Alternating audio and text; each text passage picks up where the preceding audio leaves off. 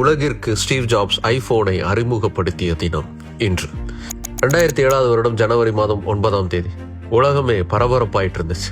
காரணம், அன்னைக்கு தான் ஸ்டீவ் ஜாப்ஸ் ஒரு முக்கிய அறிவிப்பு செஞ்சிருந்தார். 2.5 வருடங்கள் இந்த நாளுக்காக தான் காத்துட்டு இருந்தேன் அப்படின்னு சொல்லி கையில ஒரு டிவைஸ் எடுத்து காமிச்சாரு ஸ்டீவ் ஜாப்ஸ். அதுதான் ஐபோன். பாடல்கள் கேட்கக்கூடிய ஐபாடுங்கிறத கொஞ்சம் பெரிய ஸ்கிரீன்ல டச் கண்ட்ரோலோட உருவாக்குனது தான் இந்த ஐபோன்னு ஸ்டீவ் ஜாப்ஸ் சொன்னார். அப்படி அறிமுகப்படுத்தப்பட்ட அந்த ஐபோனுங்கிறது மொபைல் இண்டஸ்ட்ரியவே மொத்தமா மாத்தி போட்டுச்சு. பல மொபைல் தயாரிப்பு நிறுவனங்களுக்கு அந்த ஐபோன் தான் இன்னைக்கு வரைக்கும் பெஞ்ச் மார்க்கா இருக்கு. அதுக்கு ஈக்குவலா நம்ம போன் இருக்கணும்னு தான் அவங்க போனை உருவாக்குறாங்க. ஆனா லான்ச் அப்போ ஐபோன் முழுமையா நிறைவு பெறல. நிறைய சிக்கல்கள் அதுல இருந்துச்சு. புரோட்டோடைப்பை வச்சுதான் ஸ்டீவ் ஜாப்ஸ் அறிமுகப்படுத்தினார். ஒரு போனை வச்சு அறிமுகப்படுத்தினா தவறு நடந்துரும்னு நிறைய போன்களை ரகசியமா அப்பப்போ மாத்தி அறிமுகப்படுத்தினார்.